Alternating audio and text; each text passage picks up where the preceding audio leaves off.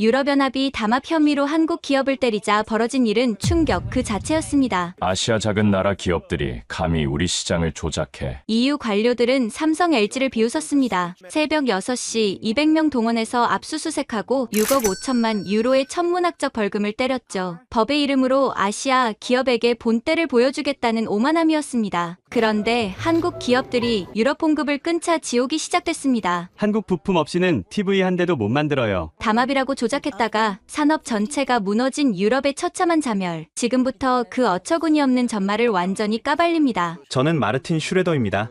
독일 출신으로 유럽연합 경쟁정책국 부국장을 지냈죠. 지금은 그저 후회로 가득한 은퇴자일 뿐입니다. 모든 것은 그해 가을 브뤼셀 본부 7층 회의실에서 시작됐습니다.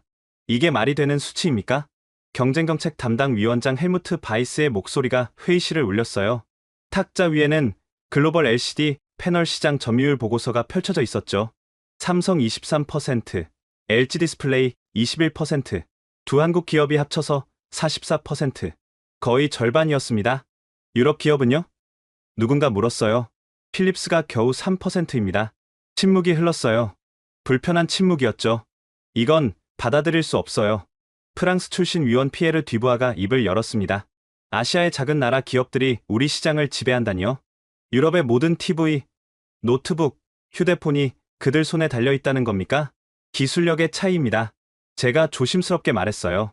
한국 기업들이 연구개발에 투자한 금액이 마르틴, 헬무트가 제 말을 끊었어요. 당신은 누구 편입니까? 우리는 유럽의 이익을 지켜야 해요. 그의 눈빛이 날카로웠죠. 저는 입을 다물었습니다. 방법이 있습니다. 피에르가 서류 뭉치를 꺼냈어요. 최근 흥미로운 정보를 입수했거든요. 무슨 정보죠?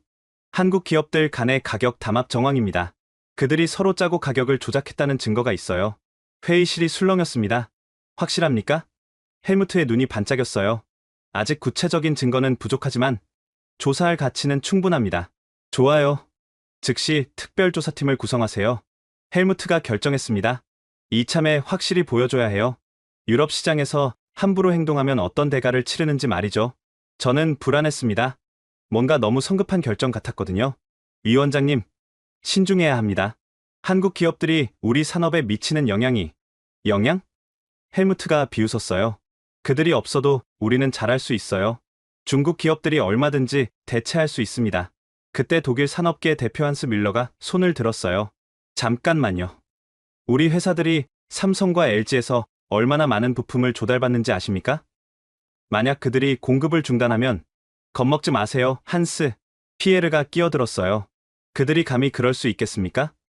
유럽은 그들의 최대 시장인데요. 하지만 충분합니다. 헬무트가 회의를 정리했어요. 마르틴, 당신이 조사를 지휘하세요. 3개월 안에 결과를 가져오길 바랍니다. 회의가 끝나고 복도로 나왔을 때 한스가 제 팔을 잡았어요. 마르틴, 이건 위험한 게임이야. 한국 기업들을 적으로 만들면 걱정 마세요. 우리는 법대로 할 뿐입니다. 하지만 저도 알고 있었어요. 이건 단순한 법 집행이 아니었죠.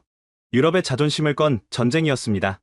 며칠 후 조사팀이 꾸려졌습니다. 유럽 각국에서 모인 엘리트 조사관 50명.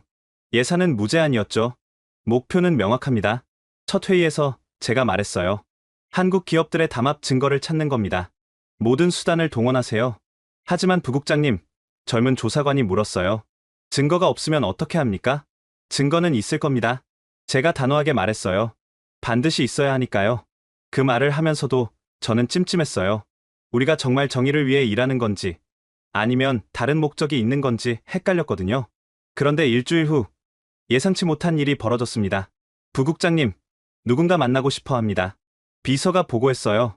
누구죠? 자신을 내부 고발자라고 하는데요.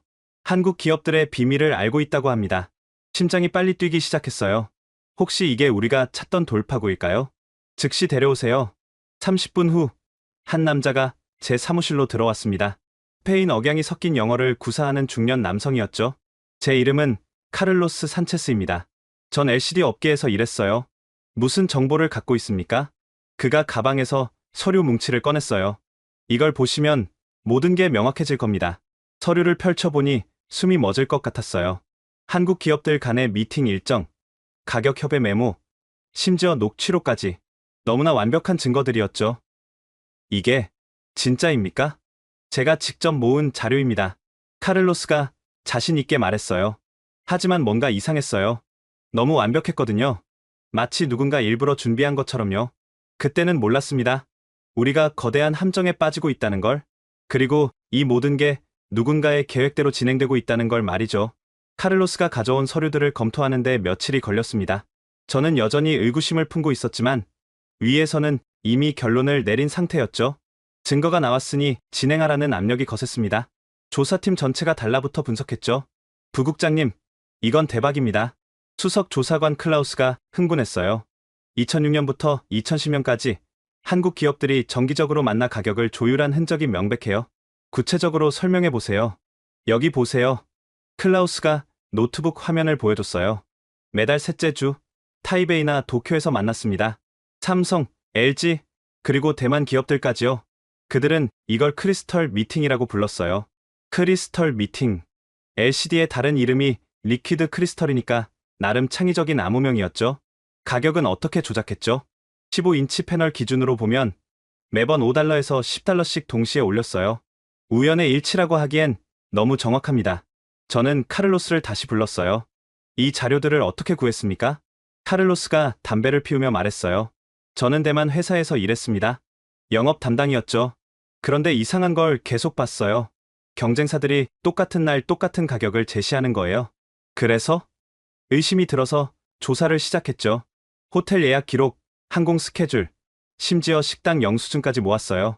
퍼즐 조각들이 맞춰지더군요. 하지만 한 가지 의문이 들었어요. 왜 지금 이걸 우리에게 가져온 겁니까? 당신에게 무슨 이득이 있죠? 카를로스의 눈빛이 잠시 흔들렸어요. 아주 짧은 순간이었지만 저는 놓치지 않았죠. 정의를 위해서입니다. 이런 불공정 행위는 막아야 하지 않겠습니까? 말은 그럴듯했지만 뭔가 석연치 않았어요. 하지만 헬무트 위원장은 달랐습니다. 훌륭해. 이제 우리가 원하던 것을 얻었어. 헬무트가 환호했어요. 즉시 압수수색 영장을 준비하세요. 위원장님, 좀 더 신중하게. 신중? 마르틴, 당신은 너무 조심스러워요. 이건 절호의 기회입니다. 피에르도 거들었어요. 맞아요. 게다가 타이밍이 완벽해요. 다음 달에 EU 정상회담이 있는데 이건으로 우리의 강력한 의지를 보여줄 수 있어요. 정치적 계산이 깔려 있었던 거죠. 저는 불편했지만 반대할 명분이 없었어요. 압수수색 준비는 극비리에 진행됐습니다. 코드명은 오퍼레이션 디스플레이였죠. 동시다발적으로 들이쳐야 합니다. 작전 회의에서 제가 말했어요. 브뤼셀, 암스테르담, 프랑크푸르트, 런던, 모든 한국 기업 유럽 지사를 동시에요. 언론은 어떻게 합니까? 홍보 담당이 물었어요. 미리 귀띔해 두세요.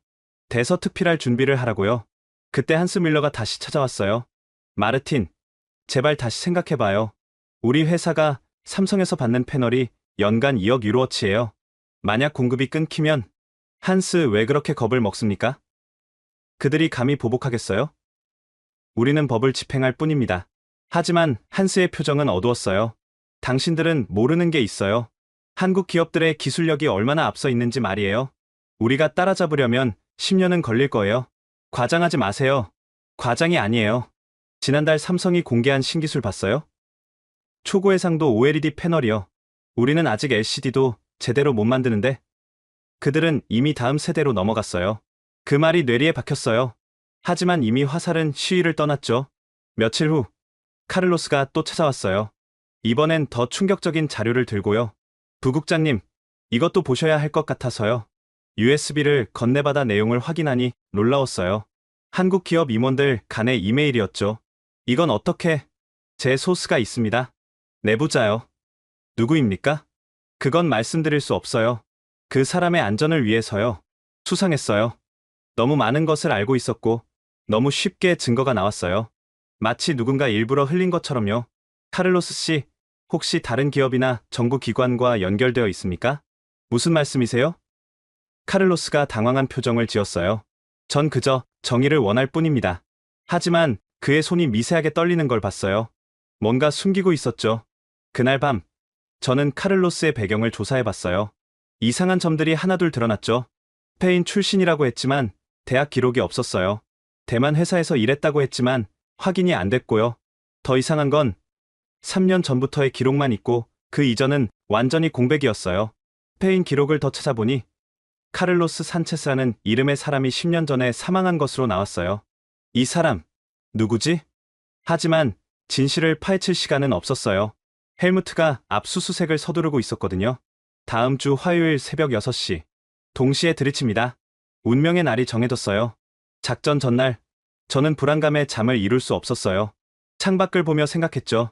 우리가 정말 옳은 일을 하는 걸까? 아니면 누군가의 장단에 춤추는 걸까? 그때 휴대폰에 문자가 왔어요. 발신자 불명이었죠. 곧 재미있는 쇼가 시작됩니다. 준비되셨나요? 소름이 돋았어요. 누가 보낸 걸까? 그리고 무슨 쇼를 말하는 걸까? 하지만 이미 늦었어요. 작전은 시작됐고 되돌릴 수 없었죠. 우리는 판도라의 상자를 열려고 하고 있었어요. 그 안에 무엇이 들어있는지도 모른 채 말이죠. 화요일 새벽 5시 30분. 브뤼셀 삼성전자 유럽 지사 앞에 검은 승합차 10대가 멈춰섰습니다. 모두 준비됐나? 제가 무전기로 확인했어요. 암스테르담 준비 완료. 프랑크푸르트 준비 완료. 런던 준비 완료. 유럽 4개 도시에서 동시에 200명의 조사관이 대기하고 있었죠. 전례 없는 규모였어요. 6시 정각에 진입합니다. 행운을 빕니다. 긴장된 침묵이 흘렀어요. 5시 55분. 건물 로비에 대기하던 경비원이 졸고 있는 게 보였어요. 아무것도 모르는 평화로운 아침이었죠. 10초 전. 5, 4, 3, 2, 1. 고고고. 조사관들이 일제히 건물로 뛰어들었어요. 유럽연합 경쟁당국입니다. 압수수색 영장이 있습니다. 경비원이 깜짝 놀라 의자에서 떨어질 뻔했어요. 뭐라고요? 우리는 이미 엘리베이터를 타고 올라가고 있었죠. 목표는 7층 법무팀 사무실이었어요. 사무실 문을 열고 들어가니 야근하던 직원 몇 명이 멍한 표정으로 우리를 봤어요. 모두 자리에서 일어나세요. 컴퓨터에서 손을 떼세요. 한 여직원이 떨리는 목소리로 물었어요. 무슨 일이에요? 담합 혐의 조사입니다. 협조해 주세요. 조사관들이 컴퓨터와 서류를 압수하기 시작했어요. 하드디스크, USB, 심지어 휴지통의 쪽지까지 모두 가져갔죠. 그때 한국인 남자가 뛰어들어왔어요. 저는 장태석 상무입니다. 무슨 권리로 이러시는 겁니까? 압수수색 영장입니다. 제가 서류를 보여줬어요. 장 상무의 얼굴이 창백해졌어요. 하지만 곧 침착함을 되찾았죠. 변호사를 부르겠습니다. 그러세요. 하지만 조사는 계속됩니다. 장 상무가 전화를 걸었어요. 한국어로 빠르게 뭔가 지시하는 게 들렸죠. 아마 본사에 보고하는 것 같았어요. 30분 후 LG 사무실에서 연락이 왔어요. 부국장님, 여기도 시작했습니다. 그런데 뭐가 문제죠? LG 측이 강하게 항의하고 있어요. 안소연 전무가 직접 나섰는데 만만치 않습니다. 안소연. 그 이름은 들어본 적이 있었어요. LG의 유럽 총책임자로 협상의 달인이라고 했죠. 버티세요. 우리는 법대로 하는 겁니다. 하지만 예상치 못한 일이 벌어졌어요. 부국장님, 언론이 왔어요. 창밖을 보니 방송 중계차가 줄지어 서 있었어요. BBC, CNN, 도이체벨레, 주요 언론사가 다 몰려왔죠. 누가 연락한 거야? 하지만 이미 생방송이 시작됐어요. 기자가 카메라 앞에서 흥분한 목소리로 중계했죠. 지금 유럽연합이 한국 대기업들을 전격 압수수색하고 있습니다. LCD 가격 담합 혐의로. 순간 깨달았어요. 누군가 언론에 미리 정보를 흘렸구나. 이건 단순한 조사가 아니라 쇼였어요. 사무실 안은 아수라장이 됐어요. 직원들이 당황해서 이리저리 뛰어다녔고 전화벨이 쉴 새 없이 울렸죠. 부국장님, 이것 좀 보세요.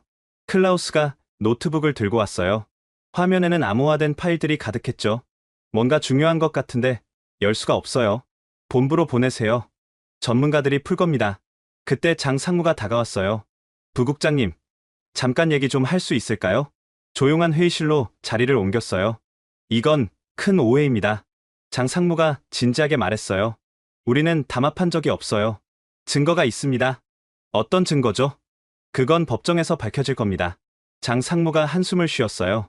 부국장님, 우리가 유럽에 얼마나 기여하는지 아십니까? 일자리 3만 개, 연간 투자 50억 유로, 그리고 유럽 전자업체들에게 안정적으로 부품을 공급하고 있죠? 그것과 이것은 별개입니다. 정말 그렇게 생각하십니까? 장 상무의 눈빛이 날카로워졌어요. 이게 순수한 법 집행이라고 믿으시나요? 무슨 뜻입니까? 부국장님도 아시잖아요. 이건 정치적 쇼예요. 한국 기업을 길들이려는 화가 났지만 어딘가 찔리는 구석이 있었어요. 조심하세요. 지금 하는 말이 당신에게 불리하게 작용할 수 있습니다. 이미 불리할 대로 불리한데 뭘 더 조심합니까? 장 상무가 쓰게 웃었어요. 하지만 하나만 알아두세요. 우리를 쓰러뜨려도 유럽이 얻을 건 없습니다. 그건 우리가 판단할 일입니다. 회의실을 나오니 점심시간이 됐어요. 하지만 압수수색은 계속됐죠. 오후 2시 헬무트에게서 전화가 왔어요. 잘하고 있어, 마르틴. 언론 반응이 대단해. 드디어 우리가 강하다는 걸 보여줬어. 하지만 위원장님, 아직 확실한 증거는 충분해. 카를로스가 준 자료만으로도 충분하고도 남아. 전화를 끊고 나니 불안감이 더 커졌어요. 너무 성급한 것 같았거든요. 오후 4시 암스테르담에서 연락이 왔어요. 부국장님, 큰일 났습니다. 무슨 일이죠? LG가 반격에 나섰어요. 우리를 불법 수색으로 고소한대요. 뭐라고? 안소연 전무가 기자회견을 열었는데 이건 명백한 표적 수사고 인종차별적 행위라고 주장하고 있어요. 머리가 복잡해졌어요. 일이 예상과 다르게 흘러가고 있었죠. 저녁 6시 압수수색이 끝났어요. 트럭 5대 분량의 자료를 확보했죠. 이제 분석만 하면 됩니다. 클라우스가 자신 있게 말했어요. 하지만 저는 불안했어요. 우리가 무엇을 건드린 건지, 그 결과가 어떨지 예측할 수 없었거든요. 그날 밤 호텔로 돌아와 뉴스를 봤어요. 모든 채널이 이 사건을 다루고 있었죠. 유럽연합 대 한국 대기업, 세기의 대결. 아시아 기업들의 횡포에 철퇴. 과연 정의는 승리할 것인가? 하지만 한국 언론의 반응은 정반대였어요. 유럽의 노골적인 한국 기업 때리기. 기술 경쟁력 부족을 권력으로 메우려는 구태. 양쪽의 시각차가 너무 컸어요. 누가 옳은 걸까요? 그때 또 익명의 문자가 왔어요. 일막이 끝났습니다. 이제 진짜 쇼가 시작됩니다. 불길한 예감이 들었어요. 우리는 대체 누구의 각본대로 움직이는 걸까요? 압수수색 일주일 후 예상치 못한 일이 벌어졌습니다. 부국장님, 삼성이 면담을 요청했습니다. 거절하세요. 조사 중에는 그게 아니라 자진 신고를 하겠답니다. 펜을 떨어뜨릴 뻔했어요. 뭐라고요? 담합 사실을 인정하고 협조하겠다는 거예요. 믿을 수 없었어요. 자진 신고라니. 이건 게임의 룰을 완전히 바꾸는 일이었죠. 2시간 후 장태석 상무가 변호사 팀과 함께 제 사무실로 들어왔어요. 부국장님, 우리는 모든 것을 털어놓으려 합니다. 왜 갑자기 입장을 바꾸셨습니까? 장 상무가 쓴웃음을 지었어요. 회사에서 결정했습니다. 더 큰 피해를 막기 위해서요. 그가 서류 뭉치를 꺼냈어요. 수백 페이지에 달하는 자백서였죠. 2006년부터 2010년까지 우리가 참여한 모든 미팅 기록입니다. 장소, 시간, 참석자, 논의 내용까지 다 있어요. 충격적이었어요. 우리가 찾던 것보다 훨씬 자세한 내용이었죠. 다른 기업들도 포함되어 있습니까? 네. LG, 대만 기업들, 일본 기업들까지요. 순간 깨달았어요. 삼성이 다른 모든 기업을 배신한 거예요. 자기들만 살기 위해서 리니언시 프로그램을 적용받고 싶으신 거군요. 네. 우리가 처음으로 자진 신고했으니 전액 면제받을 자격이 있습니다. 리니언시, 자진 신고자에게 주는 면죄부였죠. 유럽 경쟁법의 핵심 제도였어요. 하지만 조건이 있습니다. 제가 말했어요. 완전한 협조가 필요해요. 무엇이든 하겠습니다. 그 순간 장 상무의 휴대폰이 울렸어요. 한국어로 짧게 통화하더니 얼굴이 굳었죠. 죄송합니다. 잠시 나가봐도 될까요? 5분 후 돌아온 그의 표정이 달라져 있었어요. 부국장님, 하나 더 말씀드릴 게 있습니다. 뭡니까? 이 담합을 주도한 건 우리가 아니었어요. 그럼 누가? 대만 기업들이었습니다. 그들이 먼저 제안했고 우리는 어쩔 수 없이, 변명처럼 들렸지만 증거를 보니 일리가 있었어요. 그날 오후 긴급 회의가 소집됐어요. 삼성이 배신했다고? 헬무트가 놀랐어요. 자진 신고입니다. 법적으로는. 알아. 하지만 이렇게 빨리 무너질 줄은 몰랐네. 피에르가 웃었어요. 오히려 좋은 일 아닙니까? 이제 다른 기업들을 확실히 잡을 수 있어요. 하지만 저는 불안했어요. 너무 쉽게 풀리는 것 같았거든요. 다음 날 LG 측에서 안소연 전무가 찾아왔어요. 마르틴 부국장님, 실망입니다. 무슨 말씀이신지? 삼성의 일방적인 주장만 믿으시는 겁니까? 안 전무의 눈빛이 차가웠어요. 그들이 뭐라고 했는지 모르지만 진실은 다릅니다. 증거가 있습니까? 증거요? 안 전무가 쓴웃음을 지었어요. 삼성이 제출한 그 완벽한 자료들, 이상하지 않으세요? 무슨 뜻이죠? 4년 전 자료를 그렇게 완벽하게 보관하고 있다는 게 말이 됩니까? 마치 이런 날을 대비한 것처럼요. 그 말에 섬뜩했어요. 정말 그럴 수도 있겠다는 생각이 들었죠. 그리고 한 가지 더. 안전무가 목소리를 낮췄어요. 카를로스 산체스. 그 사람 조심하세요. 왜요? 그가 누구인지 정말 모르세요? 10년 전에 죽은 사람 이름을 쓰고 있다는 거 알고 계신가요? 어떻게 그걸? 우리도 조사했어요. 그는 가짜예요. 누군가의 꼭두각시죠. 누구의? 시간이 지나면 알게 될 거예요. 하지만 그땐 이미 늦었을 겁니다. 안전무가 떠난 후 저는 깊은 고민에 빠졌어요. 뭔가 큰 그림이 있는 것 같은데 저는 그 일부만 보고 있는 것 같았죠. 그날 밤 장상무에게서 전화가 왔어요. 부국장님, 비공식적으로 만날 수 있을까요? 카페에서 만난 장상무는 피곤해 보였어요. 사실 회사에서도 논란이 많았습니다. 잦은 신고를 할지 말지. 왜 결국 하기로 했죠? 선택의 여지가 없었어요. 장상무가 커피를 한 모금 마시고 말했어요. 누군가 우리를 함정에 빠뜨렸어요. 함정. 그 카를로스라는 사람. 우리 회사 정보를 너무 많이 알고 있었어요. 내부자가 아니면 불가능한 수준이었죠. 그래서 조사해봤더니 장상무가 주위를 둘러보고 속삭였어요. 그는 존재하지 않는 사람이었어요. 카를로스 산체스는 이미 죽은 사람의 이름이었죠.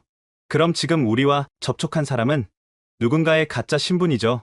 그리고 그 누군가는 장상무가 말을 멈췄어요. 누구요? 중국과 연결되어 있을 가능성이 큽니다. 중국. 그 단어가 모든 퍼즐을 맞추는 열쇠 같았어요. 증거가 있습니까? 직접적인 증거는 없어요. 하지만 정황상 중국 기업들이 LCD 시장에 진입하려고 혈안이 되어 있잖아요. 그래서 우리를 이용해 한국 기업들을 제거하려 한다? 그럴 가능성이 높죠. 돌아오는 길에 많은 생각을 했어요. 우리는 정의를 실현한다고 믿었는데 사실은 누군가의 체스말에 불과했던 걸까요? 하지만 이미 시작된 일이었어요. 삼성의 잦은 신고로 다른 기업들은 궁지에 몰렸고 우리는 계속 전진할 수밖에 없었죠. 며칠 후 카를로스에게서 연락이 왔어요. 부국장님, 잘 진행되고 있나요? 덕분에 순조롭습니다. 다행이네요. 그런데 그가 말을 멈췄어요. 왜 그러시죠? 조만간 더 큰 선물이 있을 거예요. 기대하세요. 전화를 끊고 나니 온몸에 소름이 돋았어요. 더 큰 선물이라니 도대체 무슨 일이 벌어질 걸까요? 12월에 브뤼셀은 유난히 추웠습니다. 그리고 그날 유럽연합 본부 대회의실은 열기로 가득했죠. 오늘 우리는 역사적인 결정을 내립니다. 헬무트 위원장이 장엄하게 선언했어요. 언론사 기자 200명이 숨죽이고 지켜봤습니다. LCD 패널 가격 담합에 대한 최종 과징금을 발표합니다. 제 손에 들린 서류가 떨렸어요. 6개월간의 조사 끝에 나온 결과였죠. LG 디스플레이 2억 1,500만 유로. 탄성이 터져 나왔어요. 하나로 3천억 원이 넘는 금액이었죠. AU 옵트로닉스 1억 1,600만 유로. 치메이 이노룩스 3억 유로. 중화연관 900만 유로. 한스타 디스플레이 800만 유로. 그리고 헬무트가 잠시 멈췄어요. 극적 효과를 노린 거였죠. 삼성전자는 잦은 신고로 전액 면제입니다. 총 6억 4,890만 유로. 역대 최대 규모의 과징금이었어요.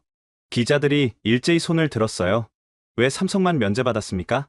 리니언시 프로그램에 따른 정당한 결과입니다. 제가 대답했어요. 그들은 수사에 전적으로 협조했습니다. LG는 왜 가장 큰 벌금을 내야 합니까? 주도적 역할을 했다는 증거가 있습니다. 하지만 속으로는 불편했어요. 정말 LG가 주도했을까? 아니면 삼성이 책임을 떠넘긴 걸까? 기자회견이 끝난 후 헬무트가 제 어깨를 두드렸어요. 훌륭했어. 마르틴. 우리가 해냈어. 네. 위원장님. 하지만 기쁘지 않았어요. 뭔가 찜찜한 느낌이 계속됐거든요.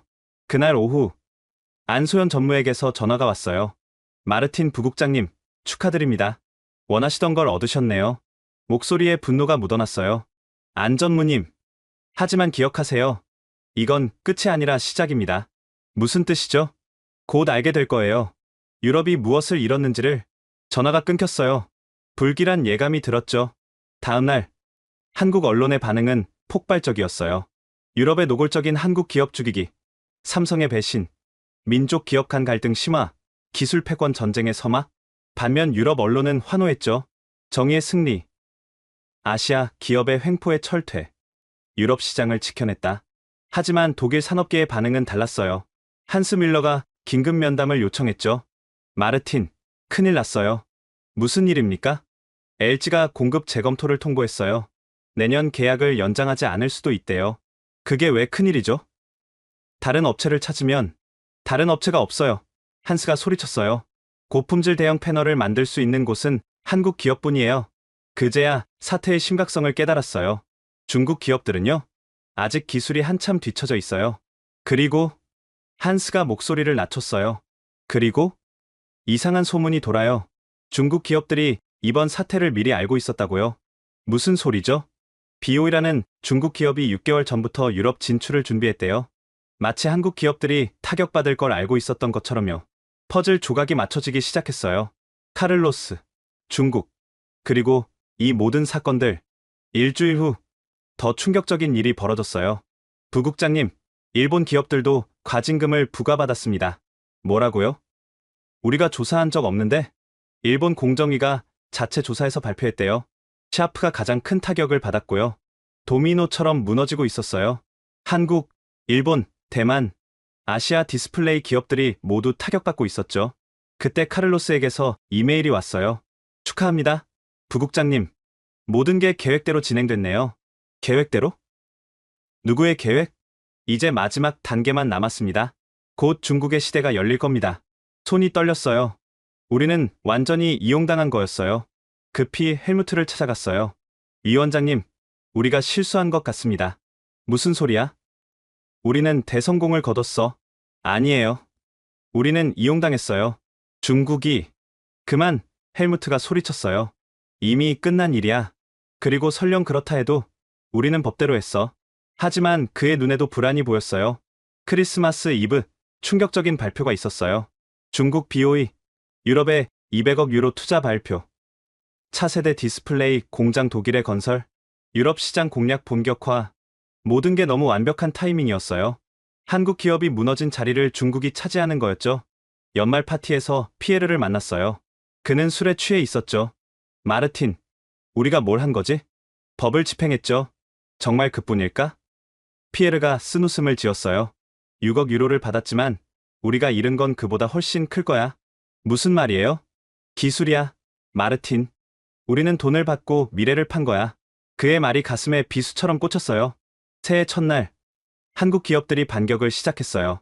삼성 LG, 차세대 OLED 기술 공동 개발 선언, 유럽 시장 재편 예고, 중국 견제 위에 한국 기업 연합. 아이러니했어요. 우리가 갈라놓으려 했던 그들이 오히려 더 강하게 뭉친 거였죠. 그리고 유럽 가전업체들은 패닉에 빠졌어요. LCD 공급이 불안정해지자 생산 차질이 빚어졌고 중국 제품은 품질이 떨어졌죠. 3개월 후 독일 총리가 한국을 방문했어요. 안정적인 부품 공급을 보장해달라고 요청했다는 뉴스를 보며 씁쓸했어요.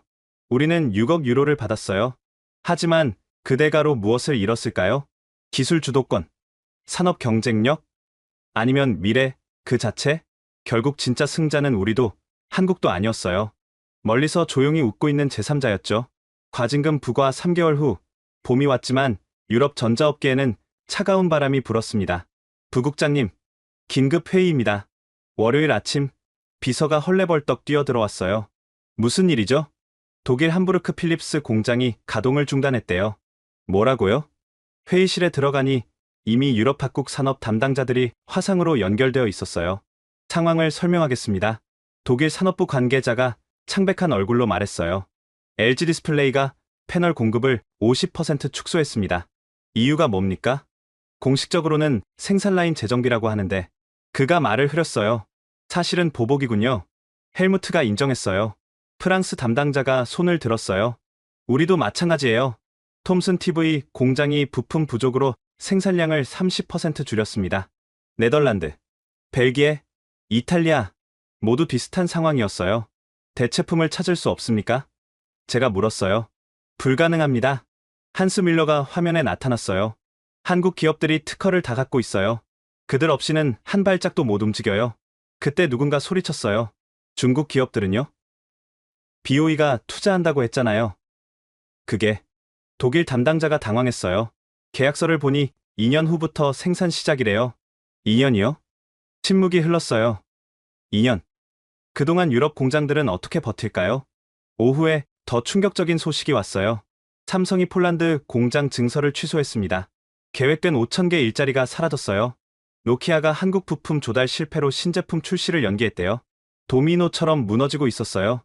그날 저녁, 피에르와 저녁을 먹었어요. 마르틴, 우리가 예상했던 시나리오가 아니잖아. 알아요. 중국이 바로 대체할 줄 알았는데. 피에르가 와인을 마시며 한숨 쉬었어요. 그들은 우리를 속였어. 어떻게요? 기술이 없으면서 있는 척했어. 우리가 한국을 때리면 어부지리를 얻으려 했던 거야. 정말 바보 같았어요. 우리는 확인도 안 하고 믿었던 거예요. 다음 날 안소연 전무를 만났어요. 비공식 회동이었죠. 안 전무님, 이러시면 서로 손해입니다. 안 전무가 차를 마시며 미소 지었어요. 손해요? 우리는 중국 시장이 있어요. 미국도 있고요. 유럽이 전부가 아니에요. 하지만 유럽도 중요한 시장이잖아요. 맞아요. 그래서 조건이 있습니다. 어떤 조건이죠? 과징금 재심사, 그리고 공식 사과. 그건 불가능해요. 그럼 저희도 어쩔 수 없네요. 안 전무가 일어섰어요. 참고로 말씀드리는데 우리가 개발한 차세대 OLED 기술, 유럽 기업은 라이선스도 못 받을 거예요. 그녀가 떠난 후 저는 깊은 절망에 빠졌어요. 일주일 후 유럽 의회에서 긴급 청문회가 열렸어요. 어떻게 이런 일이 벌어질 수 있습니까? 독일 의원이 소리쳤어요. 우리는 법대로. 헬무트가 변명했어요. 법대로요? 그 법대로 했다가 우리 산업이 마비됐어요. 프랑스 의원도 가세했어요. 르노 자동차가 디스플레이 부족으로 전기차 생산을 중단했습니다. 책임질 겁니까? 헬무트가 당황했어요. 평소에 자신감은 온데간데 없었죠. 청문회가 끝난 후 헬무트가 저를 불렀어요. 마르틴, 해결책을 찾아야 해. 어떤 해결책이요? 한국 기업들과 타협해. 뭔가 방법이 있을 거야. 하지만 이 원장님이 강경하게. 상황이 달라졌어. 헬무트가 소리쳤어요. 내 목이 달려있어. 정치인들의 압력이 심했던 모양이에요. 다시 장태석 상무를 만났어요. 장 상무님, 도와주세요. 장 상무가 커피를 저으며 말했어요. 아이러니하네요. 우리를 조사하던 분이 도움을 요청하다니? 유럽 경제가 위기예요. 알아요. 하지만 우리도 6억 유로 벌금의 상처가 있어요. 삼성은 면제받았잖아요. 면제? 장 상무가 씁쓸하게 웃었어요. 한국에서 저희 이미지가 얼마나 나빠졌는지 아세요? 배신자라고 욕먹고 있어요. 몰랐던 사실이었어요. 그럼 어떻게 해야? 일단 분위기를 바꿔야죠. 유럽이 진심으로 협력을 원한다는 걸 보여주세요. 어떻게요? 기술협력 협정을 맺는 거예요. 일방적 제재가 아니라 상생을 원한다고요. 희망이 보였어요. 하지만 쉽지 않을 거란 것도 알았죠. 한편 중국 BOE 관계자를 만났어요. 약속과 달리 진전이 없었거든요. 왕 사장, 언제 생산을 시작합니까? 왕 사장이 난처한 표정을 지었어요. 그게 기술적 문제가 있어서요. 무슨 문제요? 핵심 기술을 확보하는데 시간이 더 필요해요. 2년이면 된다고 했잖아요. 상황이 바뀌었어요. 왕 사장이 솔직하게 말했어요. 한국 기업들이 기술 보완을 강화했어요. 우리가 기대했던 기술 이전이 불가능해졌죠. 배신감이 밀려왔어요. 그들도 우리를 이용한 거였어요. 그럼 투자는? 투자는 하겠지만 저급 제품 위주가 될 거예요. 최악이었어요. 고급 제품은 여전히 한국 의존, 저급 제품만 중국산. 유럽 산업의 미래가 암울했죠. 그날 밤 카를로스에게서 마지막 이메일이 왔어요. 미안하게 됐네요. 부국장님. 하지만 비즈니스는 원래 그런 거 아닙니까? 모두가 자기 이익을 위해 움직이죠. 유럽도, 한국도, 중국도, 그리고 저도요. 더 이상 연락이 닿지 않았어요. 그는 유령처럼 사라졌죠. 6개월 후 유럽 전자산업 보고서가 나왔어요. LCD 패널 수급 차질로 120개 공장 생산 차질, 관련 실업자 5만 명 발생. 유럽 디스플레이 시장 점유율 역대 최저. 우리는 6억 유로를 받았어요. 하지만 그 대가로 치른 손실은 600억 유로가 넘었죠. 헬무트는 사임했고 피에르는 좌천됐어요. 저도 부국장직에서 물러났죠. 하지만 가장 큰 충격은 다른 데 있었어요. 한국 기업들이 위기를 기회로 바꾼 거였거든요. 과징금 부과 1년 후 라스베이거스 CES 전시장은 충격에 휩싸였습니다. 이게 정말 텔레비전이란 말입니까? 제 옆에서 한스 밀러가 감탄사를 연발했어요. 삼성과 LG가 공개한 차세대 OLED TV를 보고 있었죠. 두께 4mm, 벽지처럼 얇았어요. 화질은 현실보다 더 선명했고 자유자재로 휘어졌죠. 언제 출시됩니까? 한 기자가 물었어요. 6개월 후 양산 시작합니다. 삼성 관계자가 자신 있게 답했어요. 가격은요? LCD TV의 1.5배 정도가 될 예정입니다. 순간 깨달았어요. LCD로 싸우는 동안 그들은 이미 다음 단계로 넘어가 있었던 거예요. 유럽 기업들도 만들 수 있습니까? 독일 기자가 물었어요. 기술 이전은? 삼성 관계자가 말을 흐렸어요. 아직 계획이 없습니다. 전시장을 나오며 한스가 절망적으로 말했어요. 끝났어요. 완전히 끝났어요. 뭐가요? 유럽 디스플레이 산업이요. 우리는 아직 LCD도 제대로 못 만드는데 그들은 OLED로 넘어갔어요. 10년, 아니 20년은 뒤처진 거예요. 브뤼셀로 돌아온 후 긴급 전략회의가 소집됐어요. 새로 부임한 경쟁정책위원장은 젊은 스웨덴 출신 여성이었죠. 상황을 정리해 주세요. 슈레더 전 부국장님. 전 부국장. 그 호칭이 씁쓸했어요. 한국 기업들이 OLED 시장을 완전히 장악했습니다. 특허의 80%를 보유하고 있고 생산 설비는 100% 독점이죠. 중국은요? 5년은 더 걸릴 겁니다. 그것도 낙관적인 전망이고요. 그럼 우리는? 침묵이 흘렀어요. 아무도 대답하지 못했죠. 솔직히 말씀드리면 제가 입을 열었어요. 불가능합니다. 기술도, 자본도, 인력도 없어요. 그럼 어떻게 해야 합니까?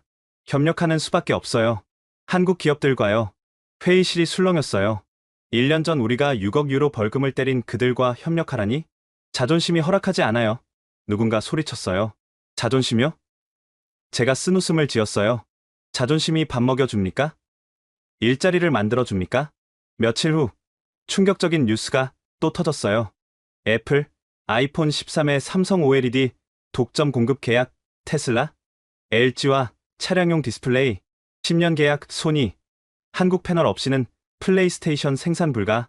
전 세계가 한국 디스플레이에 의존하게 된 거예요. 독일 총리가 직접 나섰어요. 한국을 방문해 정상회담을 했죠. 기술 협력을 요청합니다. 총리가 머리를 숙였어요. 한국 대통령이 정중하게 답했죠. 민간 기업의 결정을 존중하겠습니다. 외교적 표현이었지만 의미는 명확했어요. 정부가 나서도 기업이 거부하면 소용없다는 거였죠. 그때 놀라운 제안이 왔어요. 장태석 상무에게서였죠. 마르틴 전 부국장님, 저희 유럽 자문위원이 되어주시겠습니까? 저를요? 왜요? 유럽을 가장 잘 아는 분이잖아요. 그리고 장 상무가 미소 지었어요. 적을 친구로 만드는 것도 전략이죠. 복잡한 심정이었어요. 우리를 조사했던 제가 그들의 자문이 되다니. 조건이 있습니다. 말씀하세요. 유럽 기업들에게 기술 이전을 해주세요. 공정한 조건으로요. 장 상무가 잠시 생각하더니 답했어요. LCD는 가능합니다. 하지만 OLED는 시간이 걸리더라도 단계적으로요. 본사와 상의해 보겠습니다. 일주일 후 답이 왔어요. 제한적이지만 기술 협력을 하겠다는 거였죠. 첫 프로젝트는 독일 드레스덴에 교육센터를 만드는 거였어요.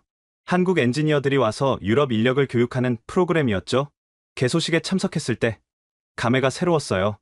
2년 전 우리는 적이었습니다. 제가 축사에서 말했어요. 하지만 이제 파트너가 되었죠. 늦었지만 다행입니다. 하지만 현실은 녹록지 않았어요. 이 속도면 유럽이 한국을 따라잡는데 15년은 걸릴 겁니다. 기술평가 보고서의 결론이었어요. 15년. 그동안 세상은 또 얼마나 바뀔까요?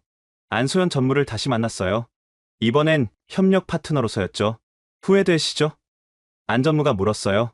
네, 솔직히 후회됩니다. 그래도 배우셨잖아요. 기술이 진짜 힘이라는 거요. 비싼 수업료였어요. 하지만 꼭 필요한 수업이었을 거예요. 안 전무가 위로하듯 말했어요. 이제라도 시작하면 됩니다. 그러나 또 다른 소식이 왔어요. 삼성 LG 마이크로 LED 개발 성공.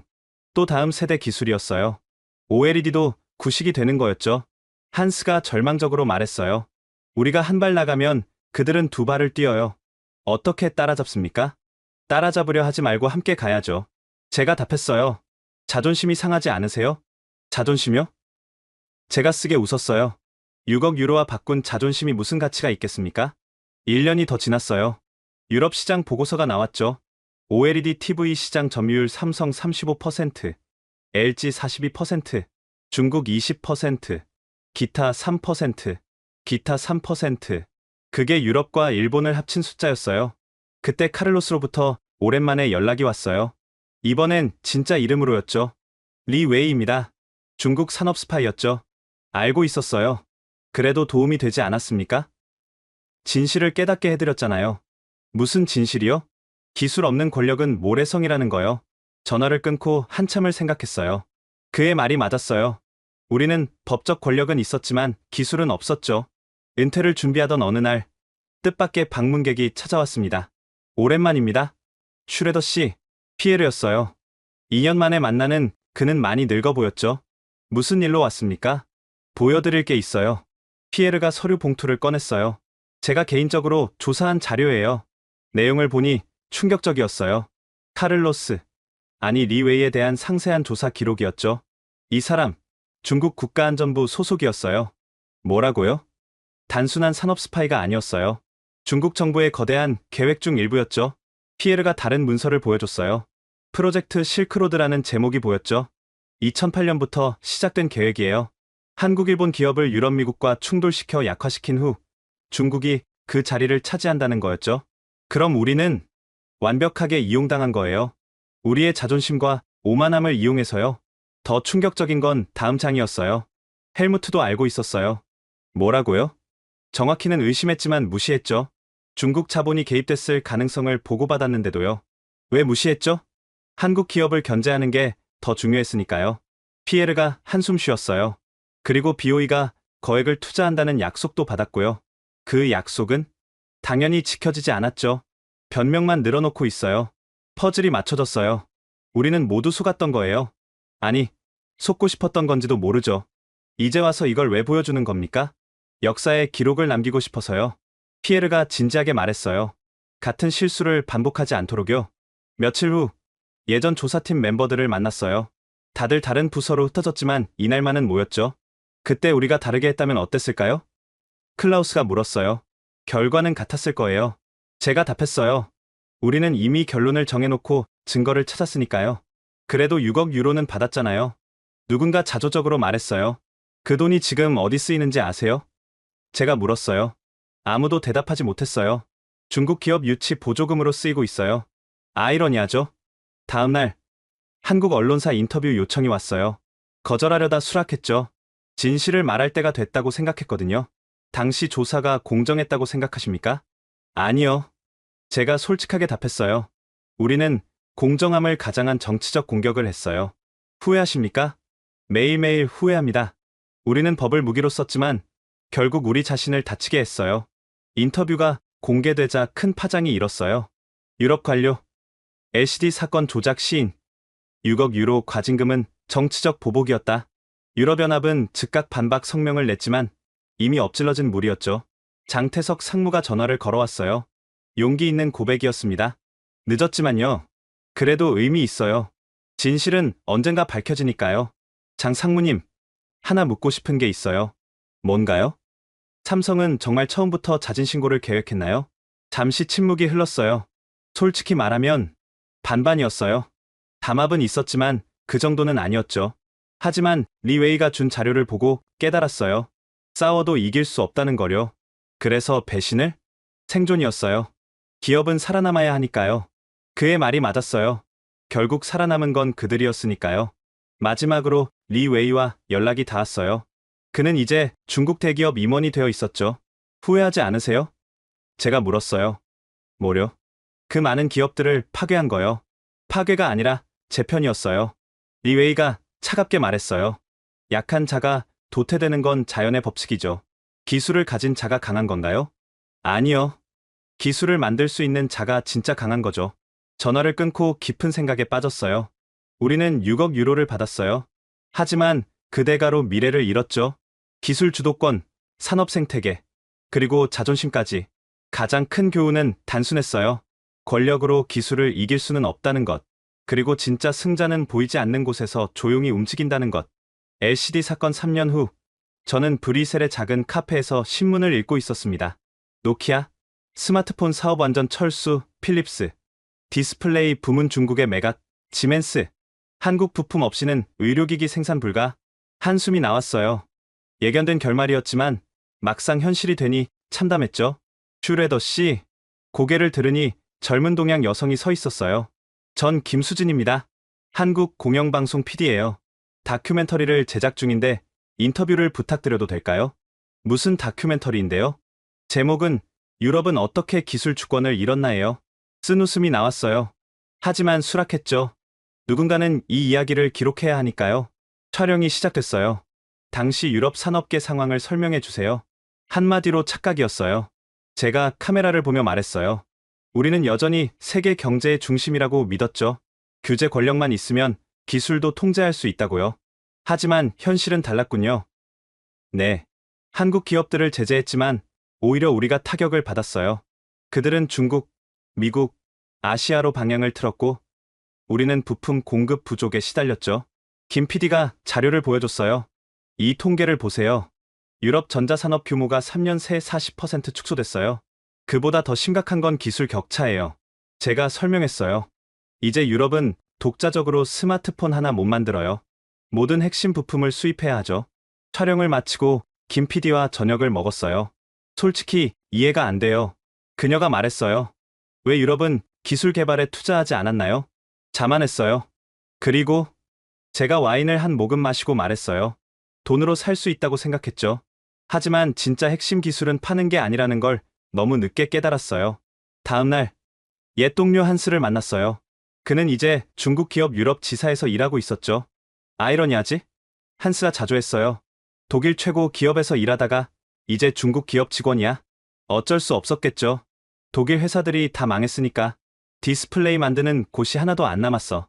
중국 기업은 어때요? 한스가 한숨을 쉬었어요. 기술은 한국보다 5년 뒤처져 있어. 하지만 가격으로 승부하지. 유럽 시장은 이제 저가 중국 제품 아니면 고가 한국 제품 둘 중 하나만 선택할 수 있어. 유럽 제품은? 유럽 제품이 뭐가 있어? 한스가 쓰게 웃었어요. 브랜드만 유럽이지 속은 다 아시아 부품이야. 그때 충격적인 뉴스가 나왔어요. 삼성전자, 시가총액 애플 추월, LG에너지솔루션, 유럽 전기차 배터리 시장 70% 장악. 한스가 머리를 흔들었어요. 봐. 우리가 6억 유로 벌금 매긴 그 회사들이 이제 세계를 지배하고 있어. 일주일 후 유럽의회 청문회에 증인으로 출석했어요. 주제는 유럽 산업 부활 방안이었죠. 슈레더 씨, 어떻게 해야 합니까? 의원이 물었어요. 솔직히 말씀드리면 제가 심호흡을 하고 말했어요. 20년은 걸릴 겁니다. 그것도 지금 당장 시작한다면요. 20년이요? 기술은 하루아침에 만들어지지 않아요. 인력 양성, 연구개발, 생산 설비, 생태계 구축, 모든 게 시간이 필요해요. 그럼 그동안은 한국과 협력하는 수밖에 없어요. 자존심 버리고 배워야 해요. 회의장이 술렁거렸어요. 유럽이 아시아에게 배워야 한다니? 받아들이기 힘든 현실이었죠. 청문회가 끝나고 나오는데 안소연 전무에게서 전화가 왔어요. 그녀는 이제 LG 부회장이 되어 있었죠. 청문회 잘 봤어요. 정직한 증언이었네요. 이제 와서 거짓말해봐야 뭐합니까? 슈레더 씨, 제안이 있어요. 뭔데요? 유럽 기술교육센터를 만들려고 해요. 센터장을 맡아주세요. 놀라운 제안이었어요. 왜 저를? 유럽을 가장 잘 알고 실수를 인정할 줄 아는 분이니까요. 복잡한 심정이었지만 수락했어요. 이제라도 뭔가 해야 했으니까요. 센터 개소식 날 유럽 각국에서 온 젊은 엔지니어들을 봤어요. 그들의 눈빛에는 배움의 열정이 있었죠. 여러분은 유럽의 미래입니다. 제가 축사를 했어요. 자존심은 내려놓되 자부심은 잃지 마세요. 배우되 베끼지 말고 협력하되 의존하지 마세요. 하지만 현실은 녹록지 않았어요. 유럽 청년 70%, 아시아 기업 취업 희망, 독일 공대 졸업생, 삼성전자 입사 경쟁률 100대 1, 유럽의 인재들마저 떠나고 있었어요. 그러던 중 또 다른 소식이 왔어요. 중국 BOE, 유럽 투자 계획 재검토, 결국 그들도 약속을 지키지 않을 모양이었어요. 유럽은 점점 더 소외되고 있었죠. 마지막으로 헬무트를 만났어요. 은퇴한 그는 시골에서 조용히 살고 있었죠. 후회되나? 그가 물었어요. 매일요. 나도 그래. 헬무트가 멀리 보이는 포도밭을 바라봤어요. 우리는 포도를 키우는 법은 알지만 반도체를 만드는 법은 몰랐어. 이제라도 배워야죠. 너무 늦었어, 마르틴. 헬무트가 쓸쓸히 웃었어요. 기차는 이미 떠났고 우리는 플랫폼에 남겨진 거야. 돌아오는 길, 브뤼셀 거리를 걸으며 생각했어요. 한때 세계를 지배했던 유럽, 이제는 기술 식민지가 되어가는 유럽. 우리는 6억 유로를 받았지만 1000배 이상의 미래를 잃었어요. 교훈은 명확했어요. 21세기는 규제가 아니라 기술이 지배하는 시대라는 것. 그리고 한번 놓친 기술 주권은 되찾기가 거의 불가능하다는 것. 은퇴 2년 후, 저는 독일 시골 마을에서 조용히 살고 있었습니다. 그러던 어느 날, 뜻밖의 손님이 찾아왔어요. 안녕하세요. 슈레더 씨, 전 박진우입니다. 젊은 한국인 기자였어요. 무슨 일로 여기까지? LCD 사건 5주년 특집을 준비 중입니다. 당시 핵심 인물이었던 분의 이야기를 듣고 싶어서요. 잠시 망설였지만 받아들였어요. 이제는 모든 진실을 말할 때가 됐다고 생각했거든요. 차 한잔 하시죠. 거실에 앉아 5년 전을 회상했어요. 그때 우리는 정말 어리석었어요. 제가 창밖을 보며 말했어요. 세상이 바뀌고 있는데 과거에 머물러 있었죠. 구체적으로 어떤 실수를? 가장 큰 실수는 오만이었어요. 유럽이 여전히 세계의 중심이라고 믿었죠. 아시아 기업들을 우습게 봤고요. 박 기자가 노트북을 꺼내 자료를 보여줬어요. 이 수치 보세요. 5년 전과 지금의 차이가. 화면에는 충격적인 그래프가 있었어요. 유럽 전자산업은 60% 축소. 반면 한국은 300% 성장했죠. 이런 결과를 예상했나요? 아니요. 제가 고개를 저었어요. 우리는 벌금을 받고 끝날 줄 알았어요. 그들이 이렇게 강하게 반격할 줄은. 반격이라기보다 진화였죠. 박 기자가 정정했어요. LCD에서 OLED로, OLED에서 마이크로 LED로 계속 앞서갔으니까요. 맞는 말이었어요. 그리고 또 하나. 제가 중요한 걸 꺼냈어요. 우리는 중국에게도 이용당했어요. 리웨이 말인가요? 아시는군요. 그는 지금 중국 최대 디스플레이 기업 대표예요. 박 기자가 사진을 보여줬어요. 작년 매출 500억 달러를 달성했죠. 아이러니했어요. 모두를 속인 사람이 가장 큰 승자가 됐으니까요. 후회되는 순간이 있다면? 박 기자가 물었어요. 장태석 상무가 처음 경고했을 때요. 제가 회상했어요. 그때 들었어야 했는데, 협력의 손길을 내밀었는데 우리는 무시했죠.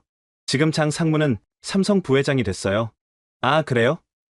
잘 됐네요. 잠시 침묵이 흘렀어요. 슈레더 씨, 이제 와서 이 인터뷰를 하는 이유가? 역사에 기록을 남기고 싶어서요. 제가 진지하게 말했어요. 같은 실수를 반복하지 않도록 특히 젊은 세대들이 알아야 해요. 박 기자가 마지막 질문을 했어요. 한국 독자들에게 하고 싶은 말이 있다면? 오래 생각했어요. 죄송합니다. 그리고 감사합니다. 감사요? 여러분은 우리의 부당한 제재에도 굴복하지 않았어요. 오히려 더 강해졌죠. 그게 진짜 실력이라는 걸 보여줬어요. 인터뷰가 끝나고 박 기자를 배웅했어요. 기사 잘 써주세요. 진실을 있는 그대로요. 걱정 마세요. 왜곡하지 않겠습니다. 그가 떠난 후 서재로 가서 일기를 썼어요. 오늘 모든 걸 털어놨다. 5년 동안 가슴에 묻어둔 진실을 이제 편히 잠들 수 있을 것 같다. 며칠 후 뜻밖의 전화가 왔어요. 장태석 부회장이었죠. 오랜만입니다. 슈레더 씨, 부회장님, 어떻게 지내세요? 덕분에 잘 지냅니다. 인터뷰 기사 봤어요. 불편하셨다면? 아니요. 오히려 감사해요. 진실을 말해주셔서. 그가 제안을 했어요. 한국에 오시지 않겠어요? 강연을 부탁하고 싶은데. 제가요? 무슨 강연을? 실패에서 배우는 지혜라는 주제로요. 한국 기업들도 오만해질 수 있거든요. 고민 끝에 수락했어요. 서울에 도착했을 때 장 부회장이 직접 마중 나왔어요. 환영합니다. 이렇게까지 해주실 필요 없는데? 아니에요. 덕분에 많이 배웠거든요. 덕분이라니요? 압박이 없었다면 우리도 혁신하지 않았을 거예요. 강연장에는 1000명이 넘는 사람들이 모였어요. 대기업 임원부터 스타트업 창업자까지. 여러분, 오만은 몰락의 시작입니다. 제가 강연을 시작했어요. 유럽의 실패를 반면교사로 삼으세요. 2시간 동안 LCD 사건의 전말을 설명했어요. 청중들은 숨죽이고 들었죠. 기억하세요. 기술 우위는 영원하지 않습니다. 계속 혁신하지 않으면 우리와 같은 운명을 맞을 겁니다. 강연이 끝나자 기립박수가 터졌어요. 눈물이 날 뻔했죠. 질의응답 시간에 한 젊은이가 물었어요. 그래도 유럽은 문화와 역사가 있지 않나요? 맞아요. 제가 답했어요. 하지만 21세기는 과거가 아니라 미래를 만드는 자가 지배예요. 그리고 미래는 기술로 만들어지죠. 한국에서의 일주일은 제게 큰 깨달음을 줬어요. 그들은 승자였지만 오만하지 않았고 계속 배우고 있었죠. 독일로 돌아오는 비행기 안에서 생각했어요. 우리는 6억 유로를 받았어요. 하지만 그것은 우리의 미래를 판대가였죠. 진짜 교훈은 단순했어요. 겸손하게 배우는 자가 살아남는다. 기술을 가진 자가 미래를 지배한다. 그리고 한번 잃은 주도권은 되찾기 어렵다. 이것이 제가 5년 만에 깨달은 진실입니다. 지금까지 유럽연합 전 경쟁정책 부국장 마르틴 슈레더의 충격적인 고백을 들어보셨습니다. 6억 5천만 유로. 그들은 이 돈을 받고 기뻐했죠. 하지만 5년이 지난 지금 유럽의 디스플레이 산업은 사실상 소멸했고 모든 전자제품을 아시아에 의존하게 됐습니다. 권력으로 기술을 이길 수 있다고 믿었던 오만함. 그 대가는 참혹했습니다. 반면 한국 기업들은 위기를 기회로 바꿔 세계 최고가 됐죠. 이 이야기가 주는 교훈, 어떻게 받아들이셨나요? 기술 주권의 중요성을 모르는 사람들에게 이 영상을 공유해 주세요. 우리가 지켜야 할 것이 무엇인지 함께 생각해 봤으면 좋겠습니다. 구독과 좋아요도 부탁드립니다. 다음에도 더 놀라운 이야기로 찾아뵙겠습니다. 지금까지 감동편지함이었습니다. 감사합니다.